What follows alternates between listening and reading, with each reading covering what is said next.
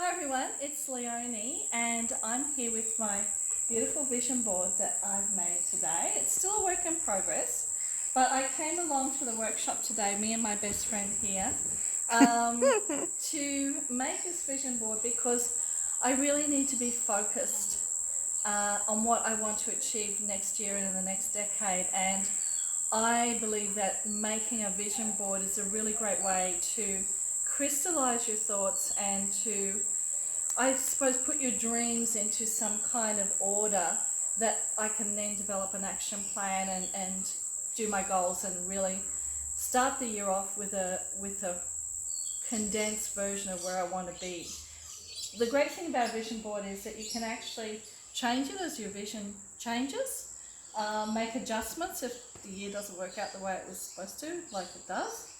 And I actually have had a lot of fun coming to Annabelle's workshop. She's really great at just encouraging you to think and focus on what you want to achieve. She asks good questions that make you actually crystallize what you're trying to do. So what's the difference between a vision and a dream and a goal and an action? So you're not rambling all over the place like I often do.